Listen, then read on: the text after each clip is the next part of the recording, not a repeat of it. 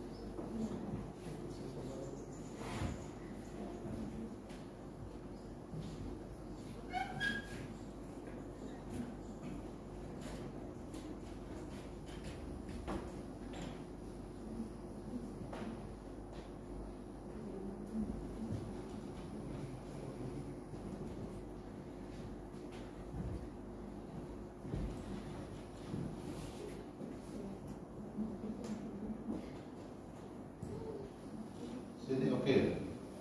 Yes. Keyboard connected.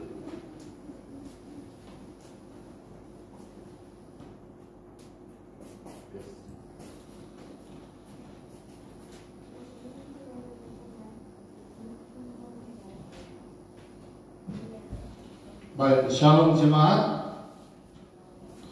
Baik, puji Tuhan untuk kebersamaan kita pagi ini di ibadah kita untuk sesi pagi hari Minggu 19 Desember 2021, dan juga kita juga di atas kalian yang mengikuti kita jemaat dari rumah kediaman masing-masing yang mengikuti live Facebook. Hari ini kita akan beribadah di minggu yang ketiga. Mari kita mempersiapkan diri kita untuk dapat beribadah pagi ini. Saya akan memimpin kita di dalam doa.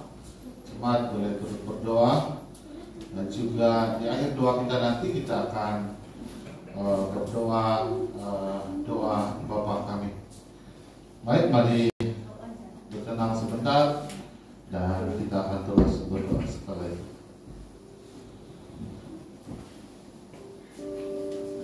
Haleluya. Terima kasih Tuhan, terima kasih Roh Kudus, terima kasih untuk pimpinan Tuhan kepada setiap jemaat kami. Terima kasih Tuhan untuk penyertaan Tuhan dan perlindungan Tuhan sepanjang minggu ini. Bersyukur Tuhan untuk kebersamaan kami pada pagi ini. Beri kami Tuhan untuk dapat beribadah pada pagi ini dengan keadaan yang harmoni, keadaan yang sejahtera dan terpelihara dalam Tuhan. Ampuni kami Tuhan setiap kesalahan kami, dosa kami, perkataan, pemikiran, tingkah laku kami yang tidak berkenan di hadapan Tuhan. Sucikan dan kuduskan hati kami. Kami menyerahkan seluruh kehidupan kami ke dalam tangan Tuhan, supaya kami beroleh layak di hadapan Tuhan. Ketika kami sedang memuji, menyembah Engkau, Roh Kudus memimpin kami, mengangkat hati kami untuk dapat memuji, menyembah Engkau. Juga memerlukan kehadiran Roh Kudus untuk kami mengerti akan firman Tuhan pada pagi ini. Kami berdoa Tuhan untuk setiap jemaat yang sudah datang dan mereka yang di dalam perjalanan atau mereka yang tidak berkesempatan hari ini, mereka juga mengikuti di live Facebook. Kami doakan supaya hadirat Tuhan turun di atas tengah keluarga kami sewaktu kami sedang beribadah. Kami bersatu mengikat, mematahkan segala kuasa-kuasa iblis, roh kegelapan yang coba mengganggu pemikiran, pemusatan pemikiran kami. Kami bersatu mengikat, hancurkan semua itu Tuhan di dalam nama Tuhan Yesus. Sertai ibadah kami pagi ini, sertai jemaat kami yang di rumah, supaya kami dapat beribadah, mengagungkan dan memuliakan Engkau Tuhan. Kami berdoa Tuhan untuk mereka yang sedang di dalam kelemahan tubuh, kesakitan dan mengalami penyakitan. Kami berdoa Tuhan, mari Engkau sembuhkan mereka, Engkau pulihkan kesehatan mereka. Kami juga berdoa untuk mereka yang mengalami kedukaan pada ketika ini. Mereka mengalami keresahan hati, mereka bersedih dan sebagainya. Tuhan, pada Roh Kudus berikan penghiburan kepada mereka, kuatkan dan teguhkan mereka Tuhan, supaya mereka beroleh penghiburan yang daripada Allah sendiri dan kekuatan di dalam Yesus Tuhan. Para warga emas kami yang tidak dapat datang karena kelemahan tubuh, dan juga ketika mereka di dalam kesetiaan dan iman mereka, Tuhan terus pimpin mereka supaya mereka beroleh kekuatan yang daripada Allah sendiri, kesehatan yang baik, dan mereka tetap kuat di dalam Tuhan. Terima kasih Tuhan. Kami menyerahkan seluruh ibadah kami pada pagi ini. Apa yang sudah disiapkan, Tuhan sertai, supaya hadirat Tuhan, kuasa Tuhan, kemuliaan Tuhan, dan keagungan Tuhan lewat pujian dan penyembahan kami dikuatkan dan diteguhkan dalam iman dan percaya kami kepada Tuhan. Terima kasih Tuhan. Menyerahkan semua itu Tuhan, hanya di dalam nama Tuhan Yesus kami telah berdoa. Doa Bapa kami yang di surga, dikuduskanlah namamu, datanglah kerajaanmu, jadilah kehendak-mu di bumi seperti di surga. Berikanlah kami pada hari ini makanan kami yang secukupnya, dan ampunilah kami akan kesalahan kami, seperti kami juga mengampuni orang yang bersalah kepada kami. Dan janganlah membawa kami ke dalam pencobaan, tetapi lepaskanlah kami daripada yang jahat. Karena Engkaulah yang mempunyai kerajaan dan kuasa dan kemuliaan sampai selama-lamanya. Amin. Haleluya. Kita akan teruskan ibadah kita, dan saya jemput Nisa dan Tim untuk pelayanan pagi ini. Tuhan memberkati.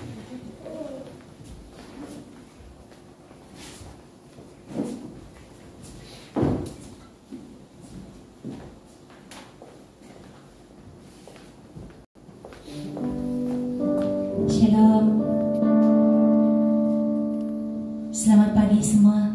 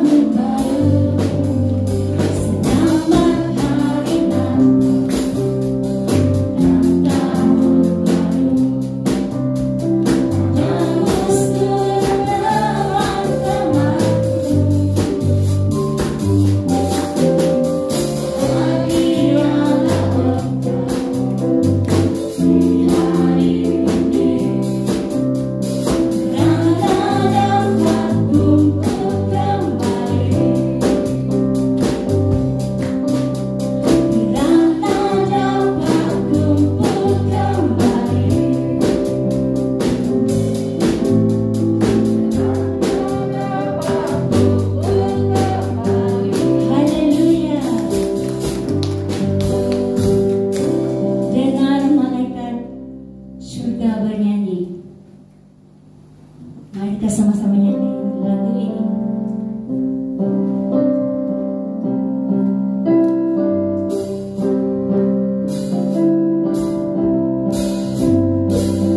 Mari kita sama-sama bertepuk tangan untuk Tuhan.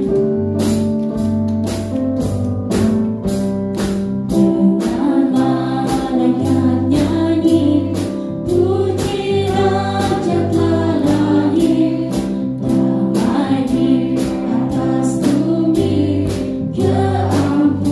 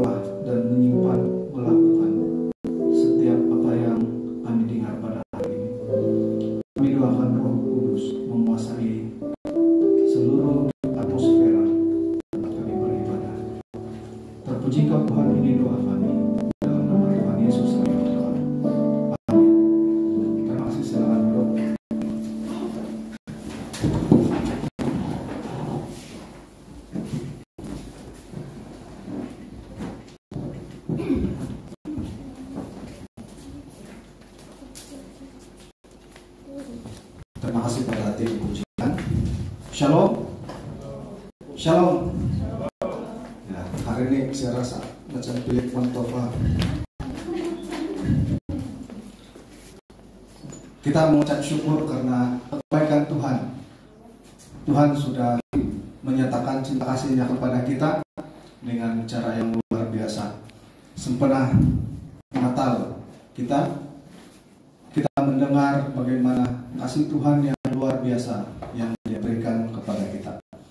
Tema pada pagi hari ini, lahir untuk mati dan bangkit untuk orang-orang berdosa. Lahir untuk mati dan bangkit untuk orang-orang berdosa. Biasa sudah pegang mikrofon di tangan saya. Oke. Mari kita buka dalam Matius 1 ayat yang ke-21. Matius 1 ayat yang ke-21.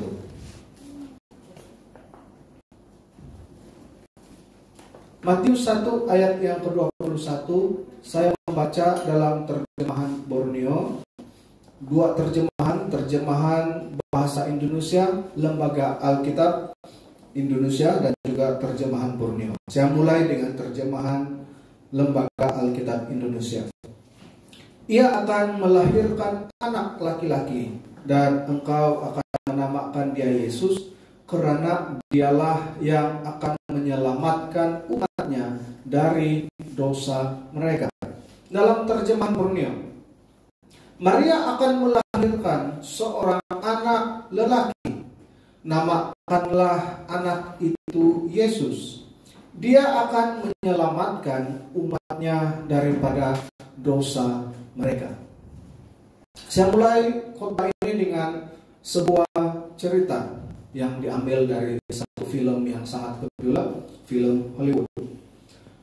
Cerita ini mengisahkan tentang sebuah syarikat yang sangat besar, dan syarikat ini perniagaannya adalah mengklon manusia. Dia membuat klon manusia kepada orang-orang yang sanggup membayar biaya untuk diklon. Dia mengklon sama seperti dirinya. Tujuannya adalah supaya orang yang diklon itu, menurut kepada dia punya fotokopi, menurut kepada dia punya orang yang diklon, dia punya image itu, dia mempunyai penyakit seperti buah pinggang rusak, paru-paru rusak, jantung rusak, dan sebagainya. Jadi dia membayar biaya supaya syarikat itu mengklon seolah-olah seperti dirinya, DNA-nya, karena diambil dari DNA-nya sendiri, dan dibuatlah satu manusia klon. Dan bila sudah selesai, maka manusia klon ini tadi akan dibunuh untuk diambil organnya dan dimasukkan ke dalam organ orang yang membayar untuk diklon itu. Satu hari ada seorang yang dia punya kerja, ini adalah seorang gangster yang sangat ditakuti.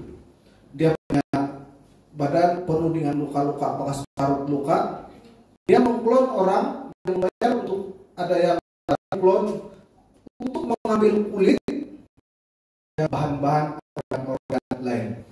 Dia seorang penjahat dan dia ada sakit pinggang, buah pinggang dia rusak, dia punya jantung sudah rusak, paru-paru sudah rusak, dan kulit banyak dia punya. Lalu dibuatlah klon daripada diambil dari DNA dia. Dan beberapa bulan telah terciptanya satu manusia klon yang sama seperti dia, DNA dia, semua persis seperti dia, supaya tidak ada penolakan organ saat dimasukkan. Tetapi yang diklon ini, manusia klon ini sama seperti manusia juga.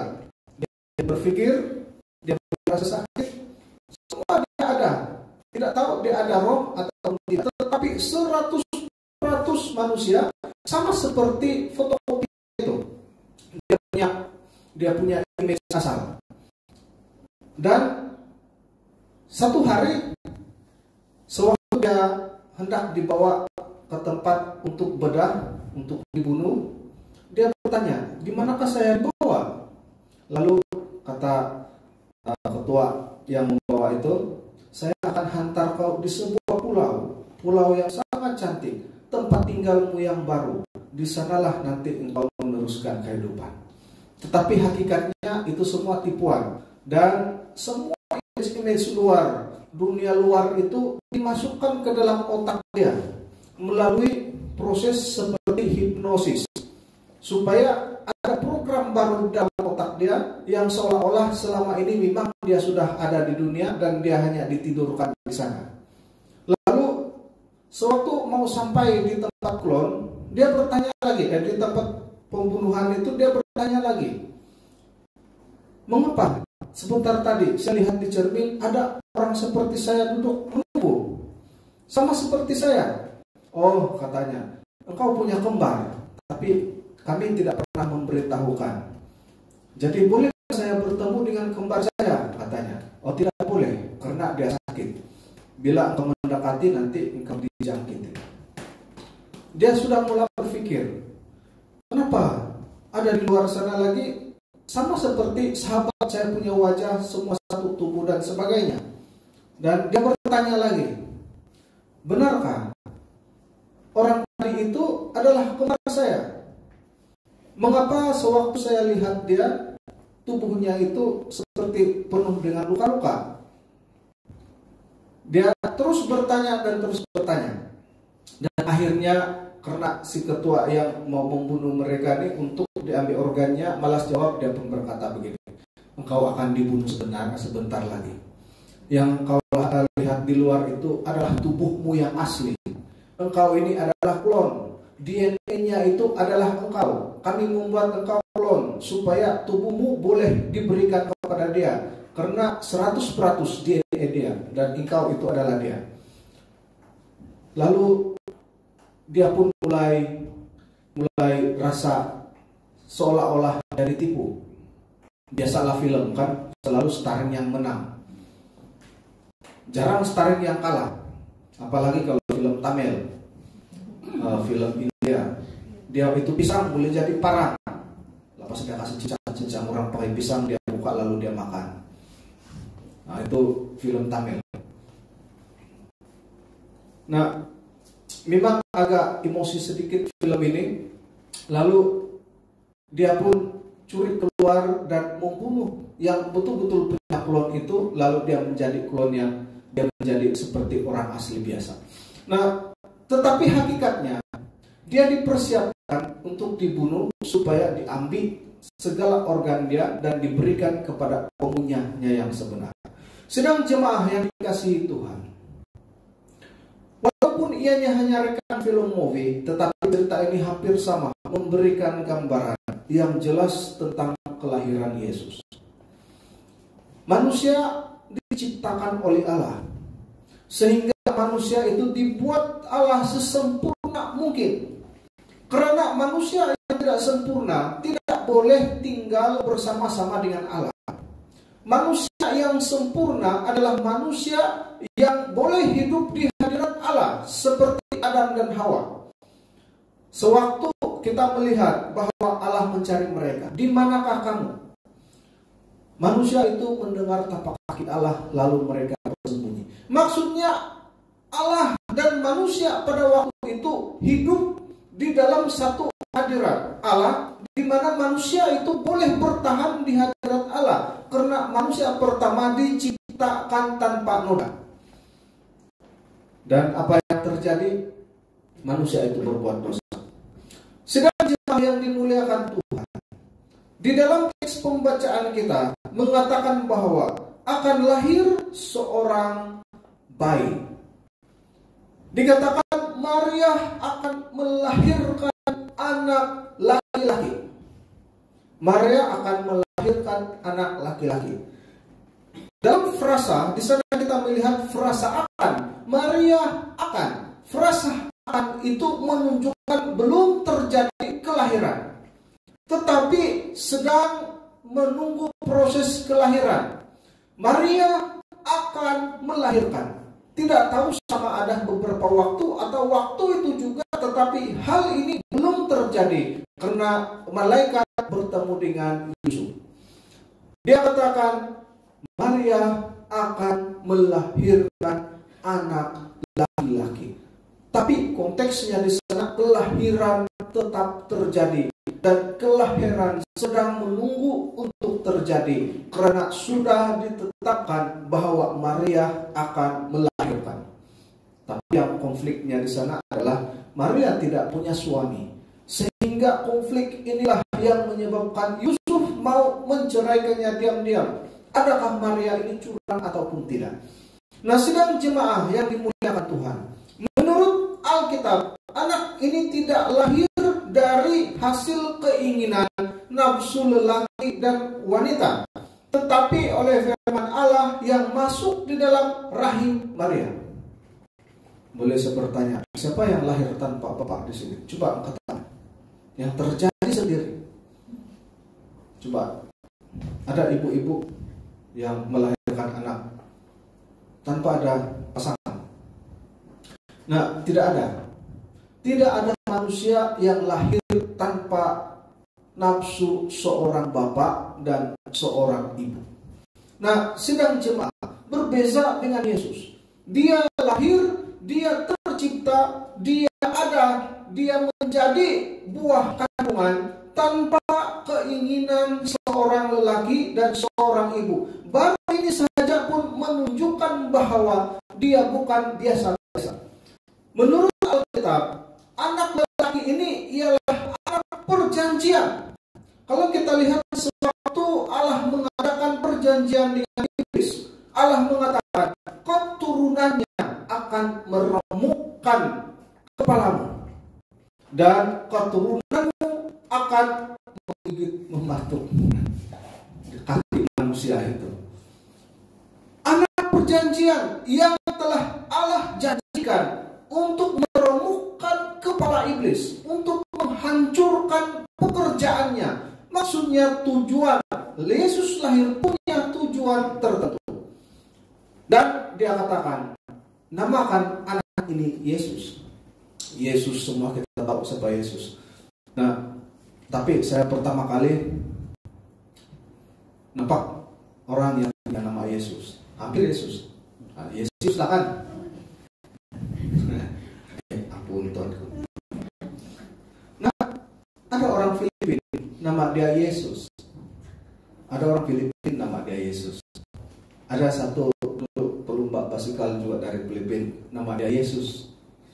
Nah, banyak nama Yesus.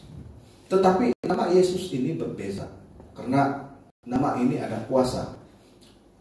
Nah, sedang jemaah, Yesus, kata Yesus ialah daripada bahasa Yunani, diambil dari bahasa Ibrani, yaitu Yehoshua.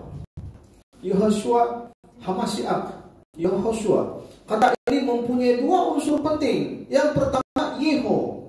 Yeho adalah singkatan dari keempat huruf nama Allah, yaitu YHWH. Yang kita sebut sekarang Yahweh bukan nama asal Allah. Karena nama asal dia YHWH, coba kamu sebut. Boleh sebutkan. Itu huruf mati. Supaya dia boleh disebut, maka ditambahlah beberapa huruf. Y ditambah dengan E, H, lalu ditambah dengan I, dan ada dua yang ditambah. Yaitu supaya menjadi satu konsonan kata yang boleh disebut Yahweh. Tapi asalnya dia hanya YHWH. Itu saya heran dengan saksi Jehovah. Bagaimana mereka beritahu itu nama Allah, disebut-sebut, sedangkan ini tidak dapat disebut langsung karena dia huruf mati. Nah, tetapi kata Yeho adalah keempat huruf Allah, singkatan dari keempat huruf Allah. Dan juga yang kedua adalah Yehoshua adalah bentuk kata kerja bahasa Ibrani-nya itu adalah Yahsa. Yahsa yang artinya membebaskan, menyelamatkan atau menolong. Dari kedua unsur tersebut secara tata bahasa, nama Yehoshua Hamasiak berbicara tentang Allah membebaskan atau menyelamatkan melalui Mesias yang membawa nama Allah, sebab dia disebut di sana Yesus Kristus atau Yehoshua Hamasiak. Nah, sedang jemaah yang dimuliakan Tuhan, kuasa yang terkandung dalam nama ini, kuasa yang terkandung, ada banyak kuasa. Sampai hari ini pun kita tidak boleh melihat misteri kuasa di atas sebalik nama itu, karena ada banyak kuasa di sana. Tetapi selalu orang Kristen menggunakan nama ini untuk kelepasan daripada kebutuhan. Hanya dengan menyebut nama ini diiringi dengan harapan dan percaya sungguh-sungguh. Dengan nama ini, seorang yang melepas, yang penuh dengan hidupnya dengan kebutuhan, mendapat kelepasan. Nama ini cukup berkuasa. Dengan nama ini, pengampunan terjadi.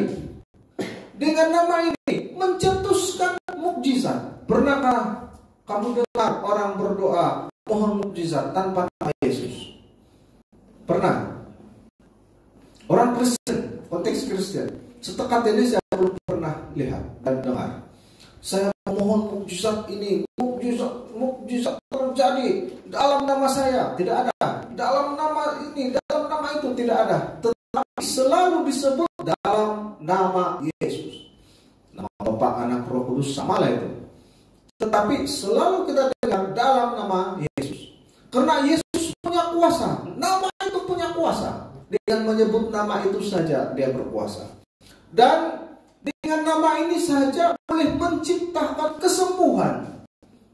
Secara klinikal, tubuh kita ini, organ-organ kita boleh cepat menyembuhkan dirinya dengan cara otak kita memerintahkan seluruh kesembuhan terjadi di dalam diri kita. Tapi ini biasa dilakukan oleh para hipnosis.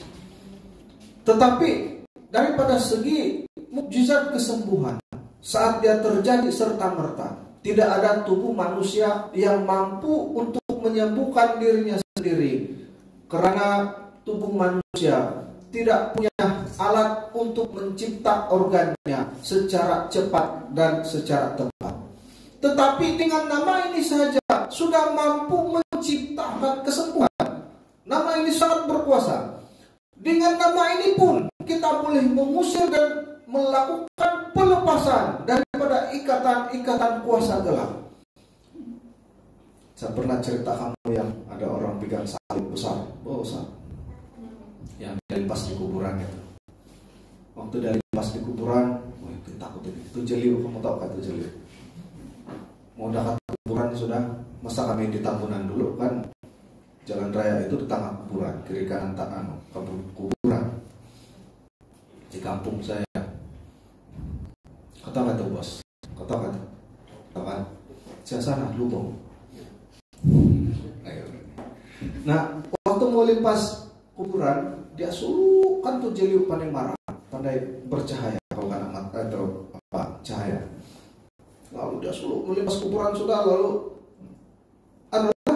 bersinarlah jeliu tuh lepas kuburan kayak sebegini. Dia bilang, ada dengar sedikit, dia angkat lagi jeliu dia begitu. Dia bilang, karena harapan penuh pada jeliu itu boleh mengusir setan. Dia bilang tuh bunyi, ada bunyi di kuburan yang burung-burung udah kasih begini terus sampai lepas.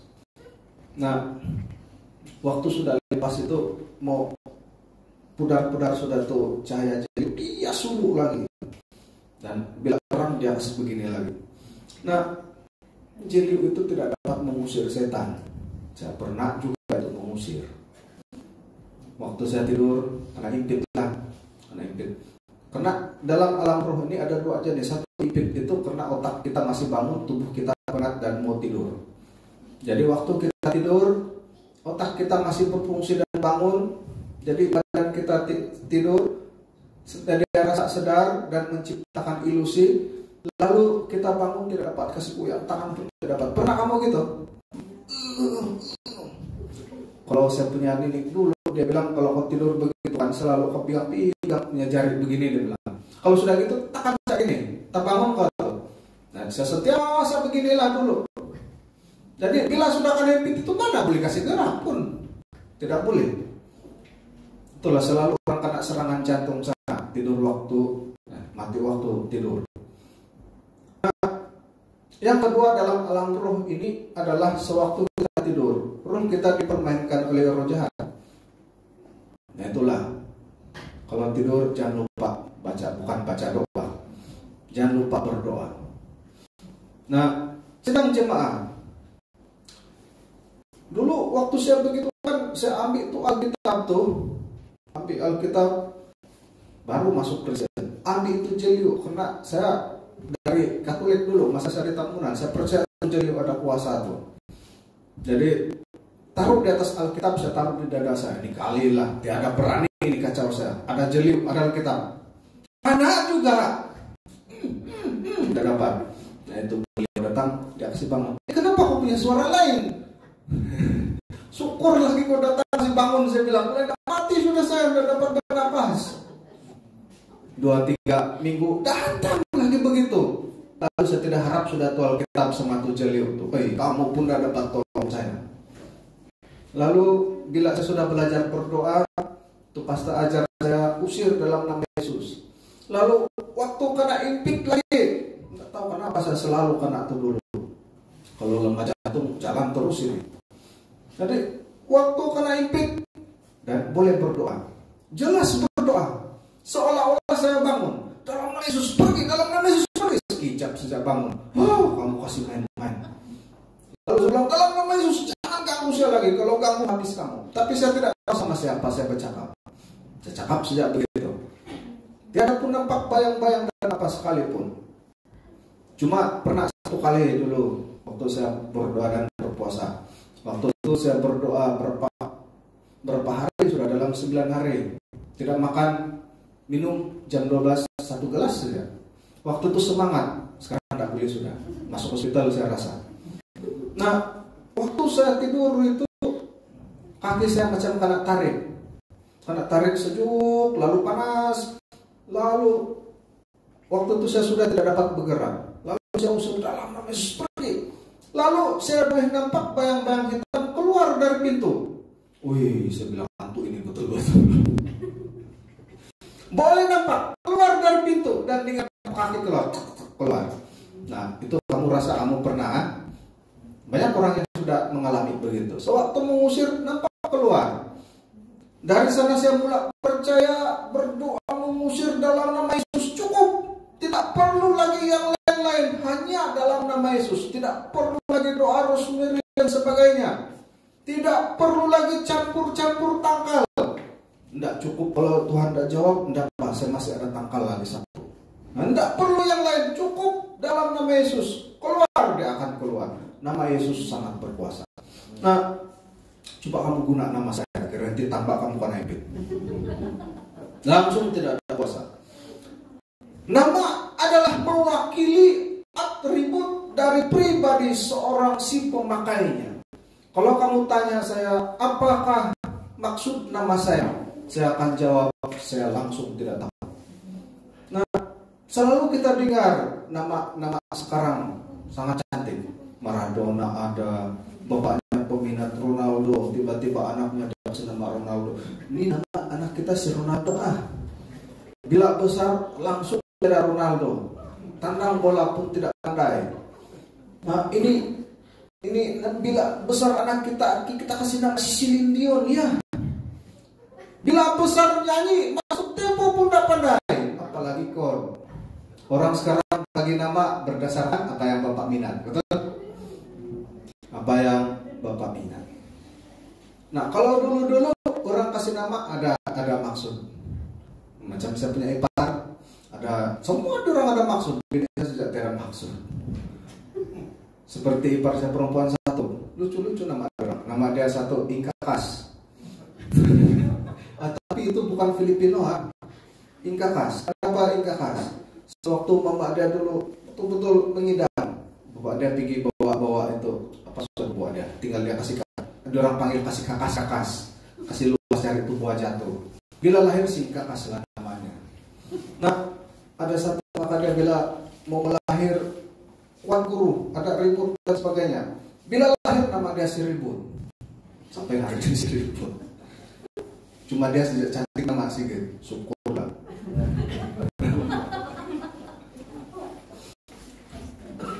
Nah, masing-masing kita punya arti nama.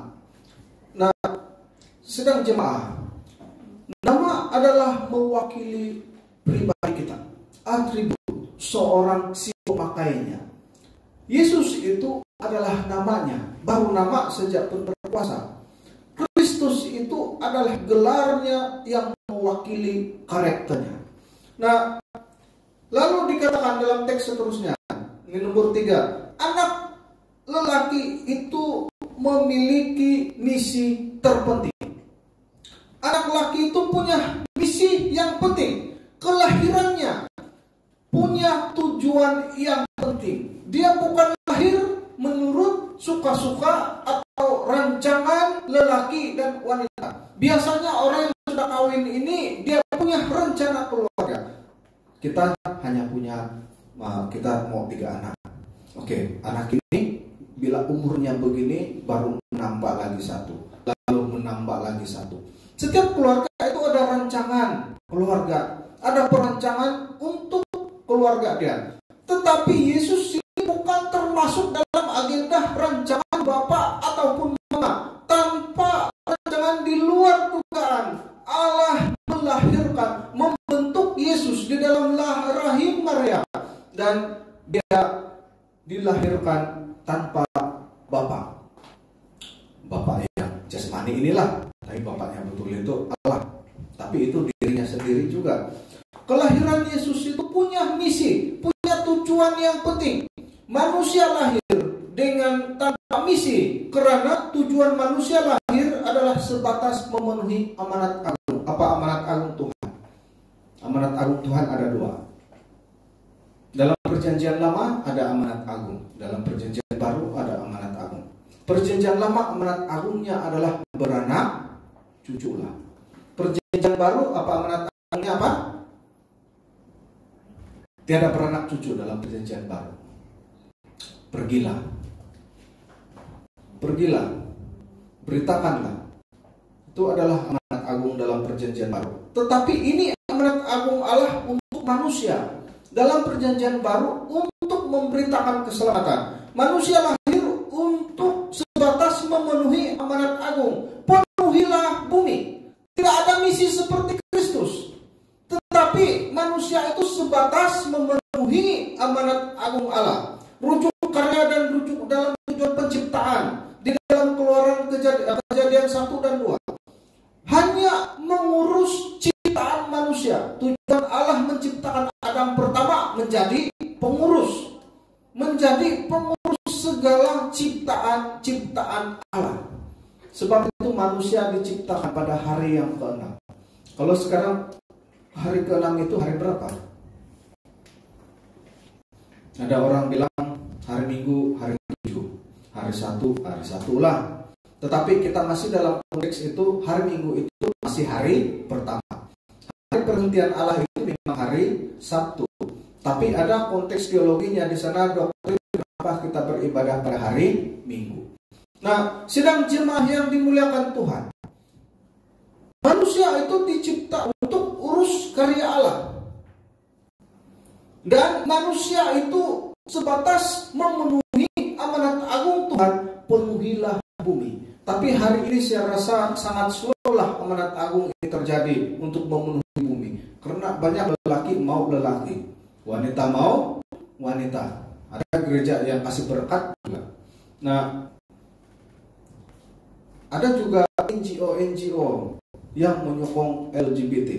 Nah, macam mana mau memenuhi amanat kami? Saya paham juga perasaan mereka yang lahir wanita tapi mau jadi lelaki. Nah, apa boleh buatlah.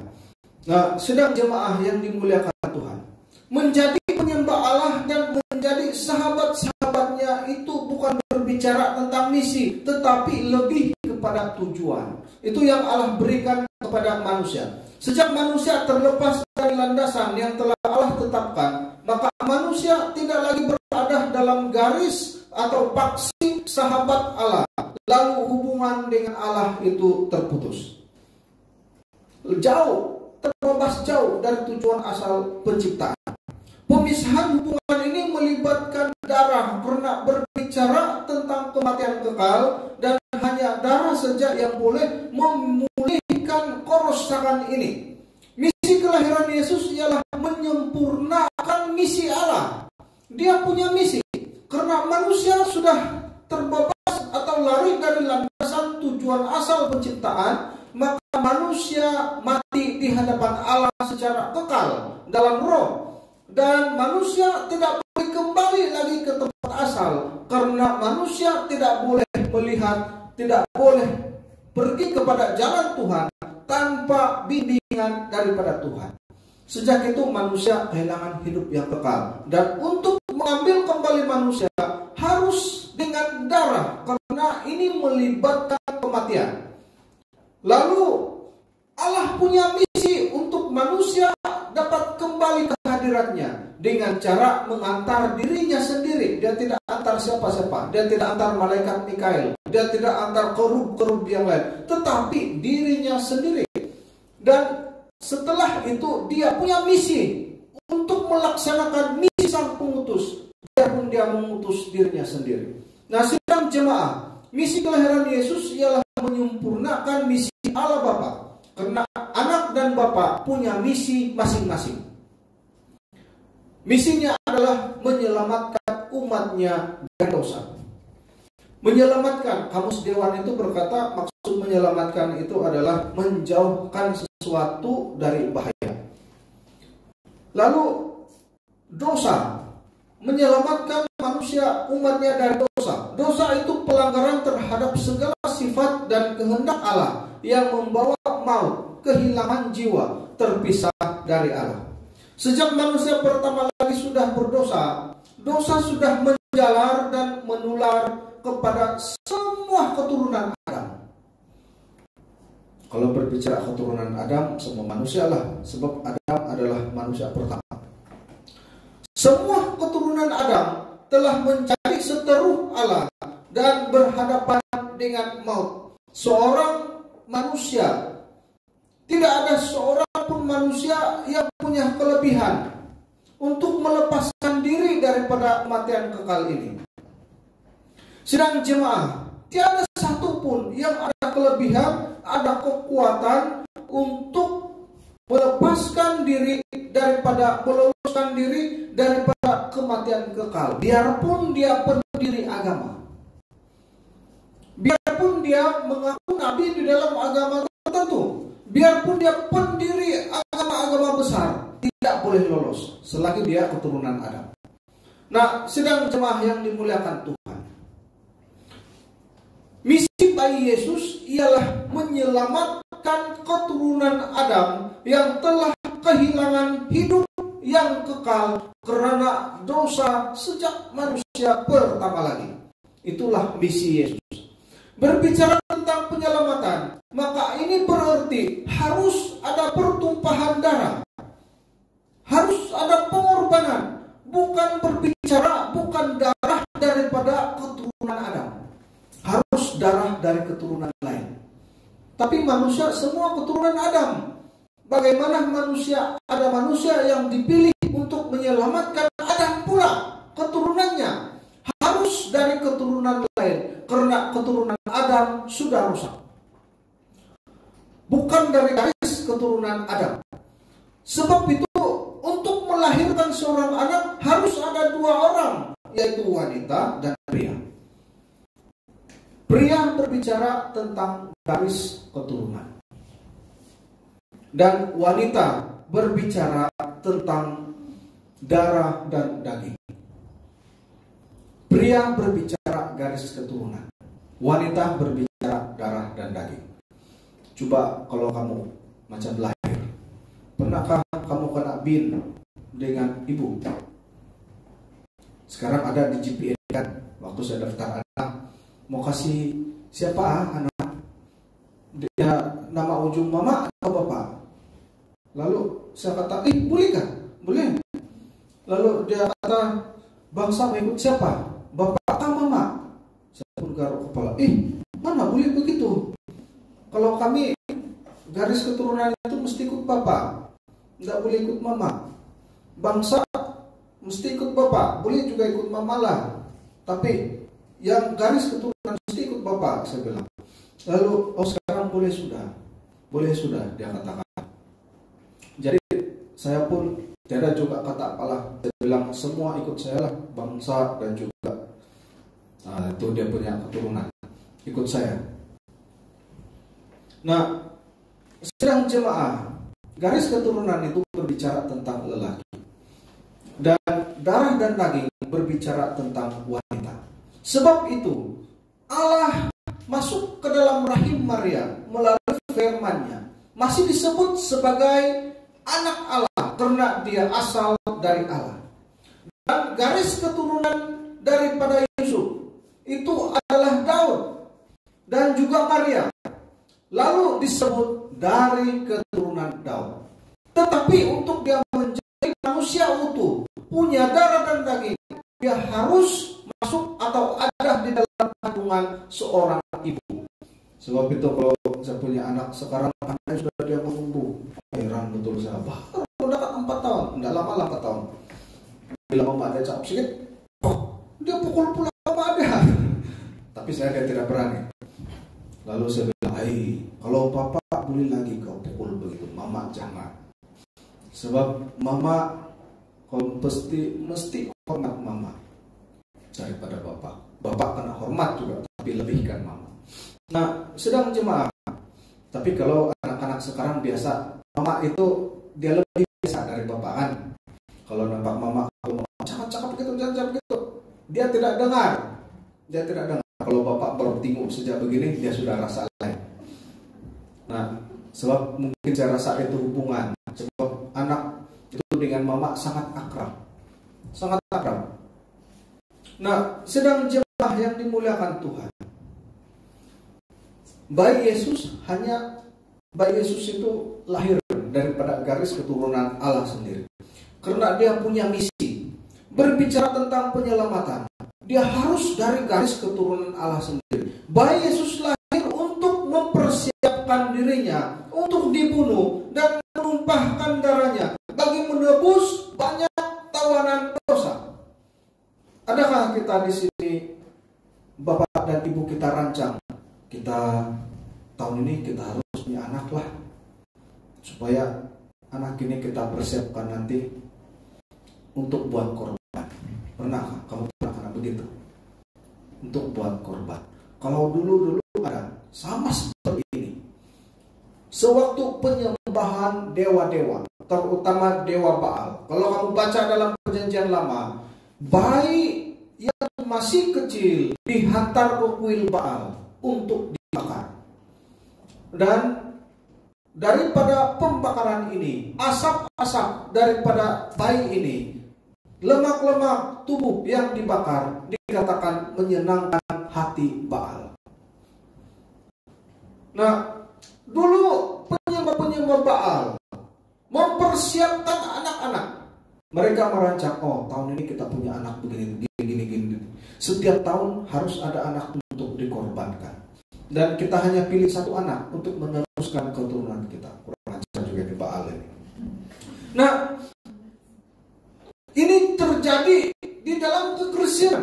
Tetapi itu di pihak Allah. Dia harus mempersiapkan seorang bayi untuk dibunuh, ditumpahkan darahnya untuk perdamaian kita.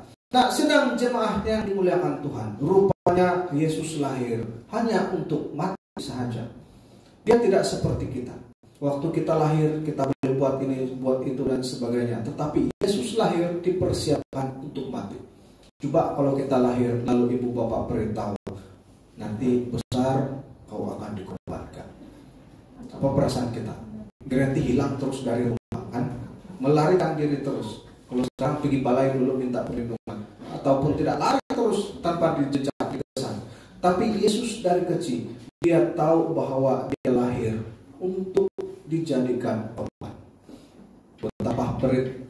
Betapa perasaan Yesus itu bagaimana? Karena ingat, dia 100% manusia, dia 100% Tuhan. Dia sama seperti kita, 100% manusia, punya hati. Sewaktu dia mau disalib, dia pun berkata kepada Allah, kiranya engkau menjauhkan cawan ini daripada aku. Kenapa? Sifat kemanusiaannya masih takut. Dia masih takut sehingga jauhkan cawan ini. Sehingga sewaktu dia berdoa di tangan Getsemani, dia berpeluh darah.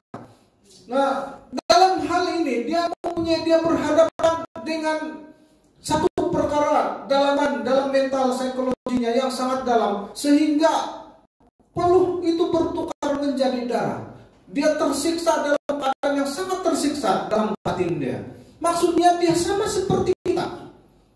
Dia manusia seperti kita, punya perasaan, tapi dari kecil dia tahu dia lahir hanya untuk mati.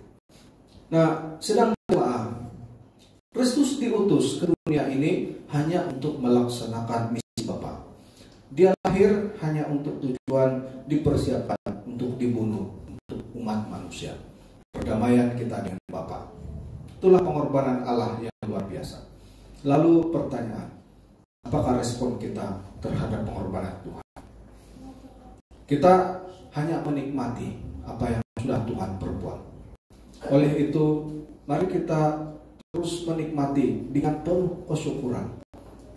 Mari kita merespon pengorbanan Tuhan yang luar biasa. Serahkan sepenuhnya diri kita, surrender. Serahkan kepada Tuhan. karena Dia sudah menebus kita dengan darahnya yang mahal. Mari kita berdoa.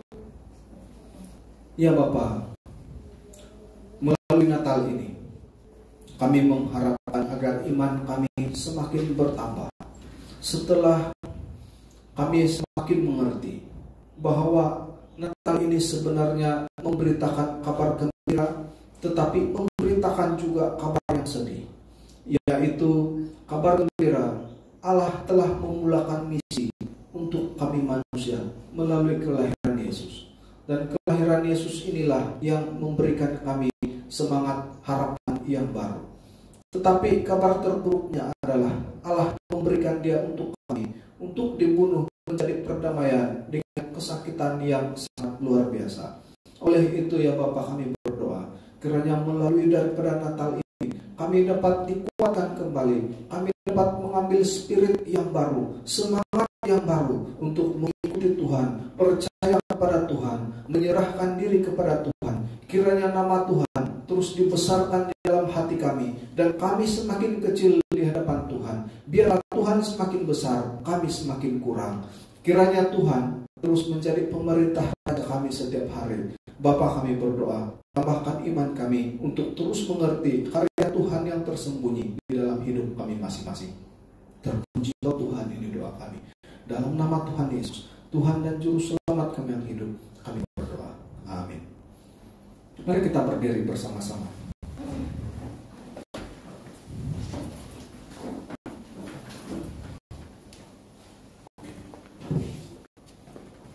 Aku percaya kepada Allah Bapa yang Maha Kuasa, Khalik Pencipta langit dan bumi, dan kepada Yesus Kristus Anaknya yang tunggal, Tuhan kita yang dikandung daripada Roh Kudus, lahir dari anak darah Maria, yang menderita sengsara di bawah pemerintahan Pontius Pilatus, disalibkan, mati dan dikuburkan, turun ke dalam kerajaan maut. Pada hari yang ketiga bangkit pula dari antara orang mati, naik ke surga, duduk di sebelah kanan Allah Bapa yang Maha Kuasa, dan dari sana Dia akan datang untuk menghakimi orang yang hidup dan yang mati. Aku percaya kepada Roh Kudus, gereja yang kudus dan am, persekutuan orang kudus, pengampunan dosa, kebangkitan tubuh dan hidup yang kekal. Amin. Silakan duduk.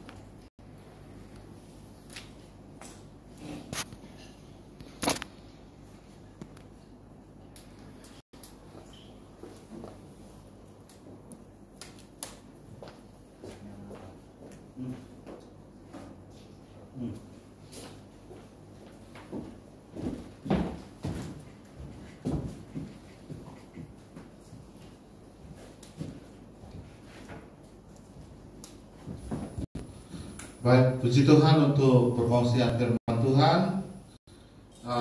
Kita terus kepada beberapa pengumuman, tapi sebelum itu kita akan memberi uang persembahan dahulu. Kita akan berdoa.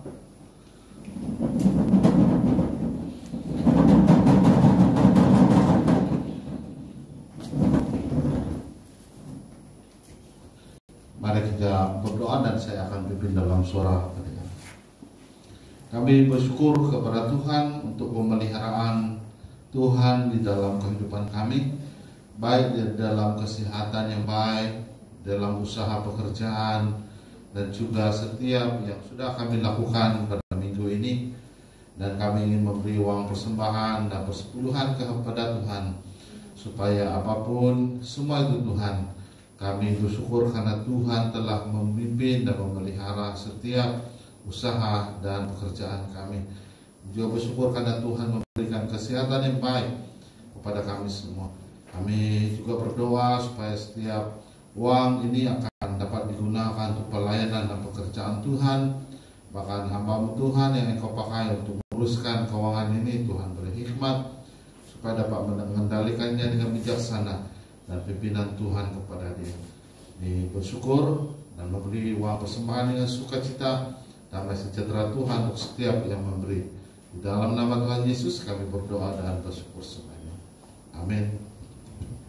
Oke, kita mulai sebelah kanan dulu, baru sebelah kiri saya. Dan jemaat yang berada di rumah kediaman boleh melakukan menyerahkan uang persembahan dan juga persepuluhan melalui akaun tertera untuk disalurkan kepada pembenaran gereja, dan jika perlu untuk tujuan pengesahan resit, sila berikan slip transfer kepada bendahara sidang.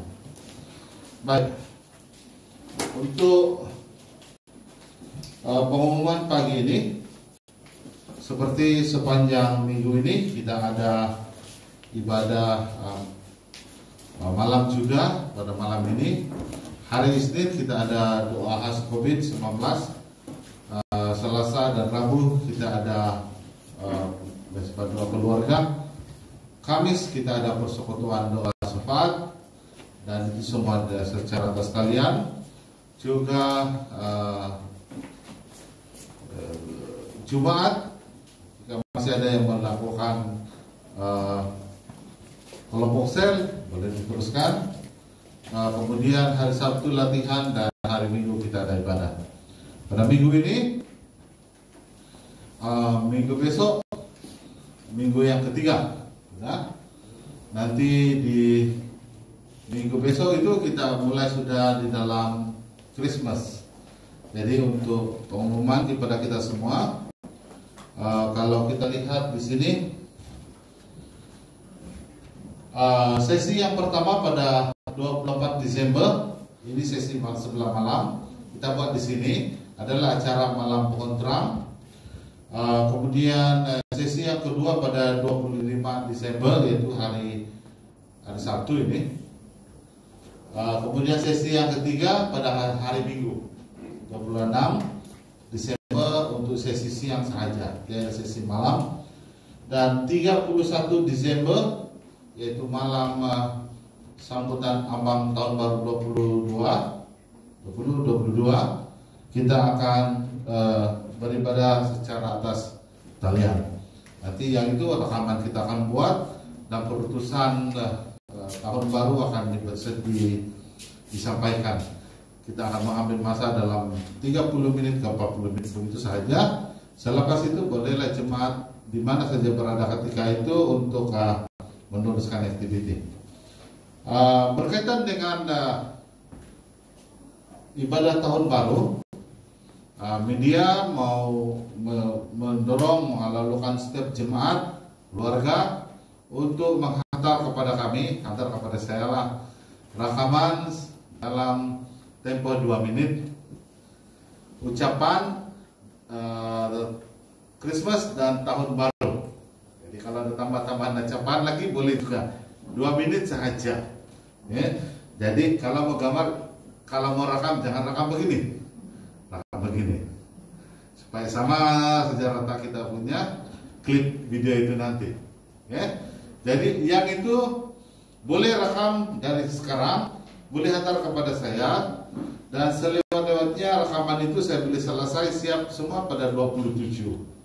Jadi supaya dia sekali play dengan premier ibadah kita. Jadi paling lewat 27 menghantar kepada saya rekaman depan dan juga ucapan tahun baru. Oke, pasti kan terena. Oke, alright. Mana Mas? Oke, yang ini wanita, mereka akan mengadakan tukar-tukar hadiah. Yang ini pada malam 24 ini diadakan Ibu A.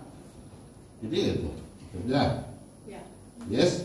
Jadi ada 24 sudah yang telah menulis nama. Dan berikut adalah catatan. Ibu-ibu yang join tapi berada di lokasi lain pada 24 atau 25 boleh kasih sedia hadiah awal. Nanti tuntut hadiah pada bila masa saja selepas pelaksanaan pun boleh. Oke. Kemudian esok. Oh, hari ini saya lupa esok. Ini message kemarin diorang pula ini esok. Hari ini adalah cabutan nama tukar hadiah untuk sesi pagi dan sesi malam. Puan Mesim ada di luar, boleh terus membuat cabutan. Ibu-ibu yang sudah info untuk minta diwakili untuk cabutan nama, sila update dalam grup. Oh, ini mungkin mereka punya maklumat. Tapi hari ini mereka ibu-ibu akan buat cabutan. Ada 24 orang. Oke, lepas itu ada lagi pesanan. Tidak. Oh iya. Oh iyalah.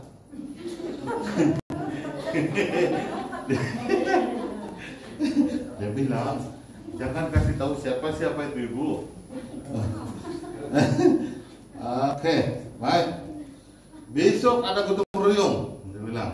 Jadi mana-mana keluarga yang tidak kemana-mana atau sudah bercuti, kita akan gotong royong, bersih-bersih dulu bersekitaran, tambah-tambah kilat-kilat, cat-cat pagar, dan kasih bersih kawasan sekitar lah. Besok pukul sabar ya, pukul 9:30 pagi. 9:30 pagi. Tacap saja maksudnya, tengah hari boleh pulang sudah kali. Oke. Itu saja gotong royong besok. Oke. Baik. Ya sudah. Oke, yang ini terakhir. Buku pedoman harian. Saya ingat ini adalah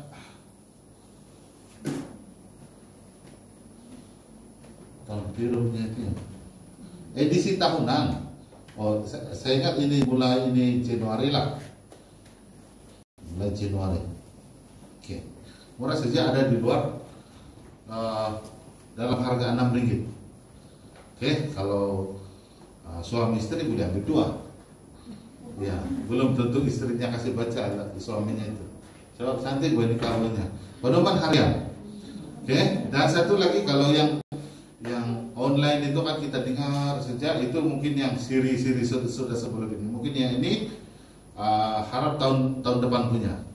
Yang seronok dia ini ialah bila membaca ikut hari bulan supaya tidak termiss. Jadi kalau terlimpas-limpas tidak seronok. So dapatkan di luar Rp6 saja tunai ya. Oke, itu saja. Berapa bos tuh? Sama. Bu, berapa? Oke. Siapa yang ada di sini sewaktu Christmas? Jemaat. Aduh. Oh, ada. Ada juga yang katakan lah.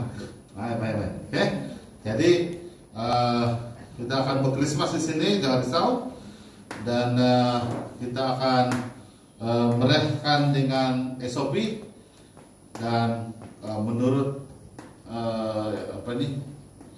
nasihat KKM baru-baru ini ataupun menteri berkenaan, kalau ada jemputan ke rumah pun 50% dari kapasiti ruangan, ibu murid punya luas lagi, termasuk compound dia lah. Jadi tapi ada mesti lengkap dos lah katanya. Itu yang berikutnya berkaitan dengan dos.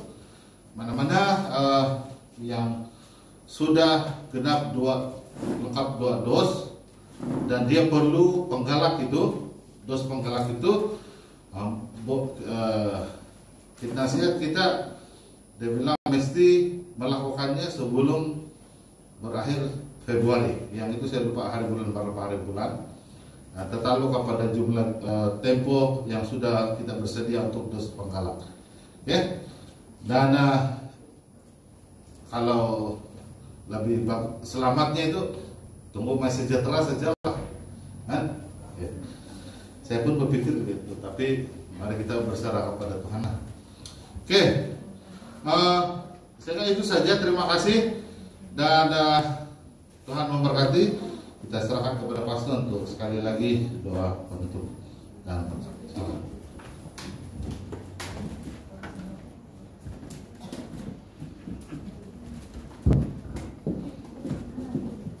Sinovek itu, Sinovek.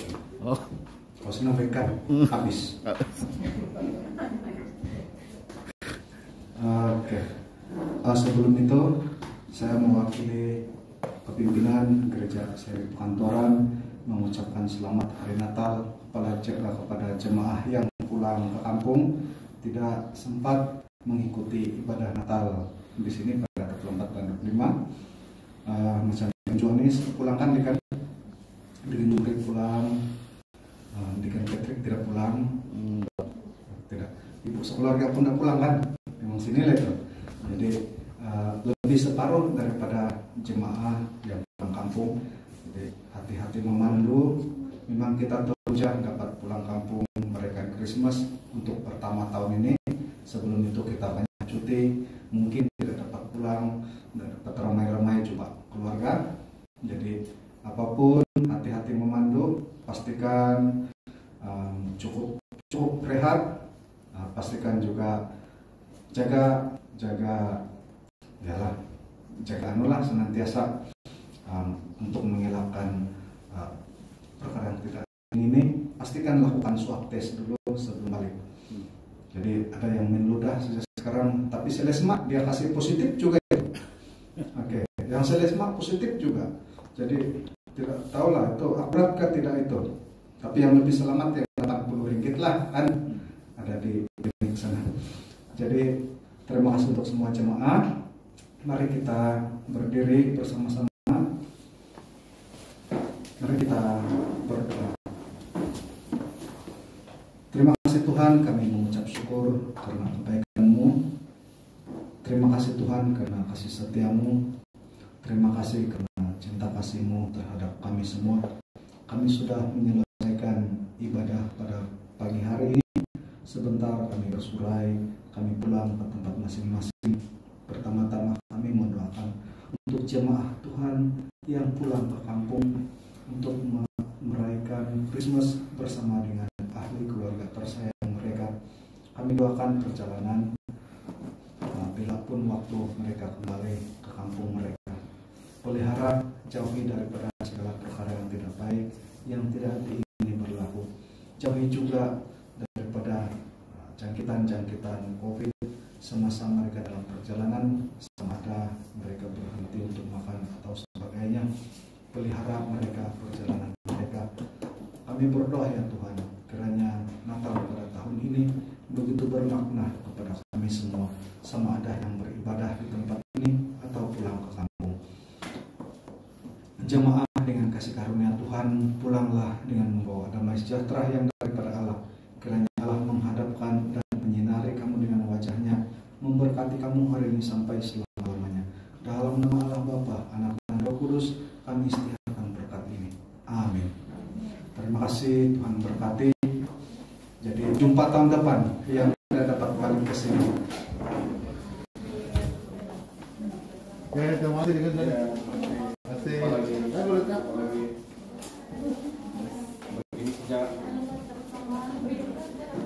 Buku Pademan di luar 6 ringgit, silakan. Anak tahu dapat 5.000. Apa lagi tadi? 5 ringgit, 6 ringgit, 6 ringgit. Apa lagi yang kurang? Ada pasta. Mau cat terus? Tidak pasta. Pasang klip-klip. Klip-klip. Pasang klip-klip itu. Tetap. Grill. Oh yang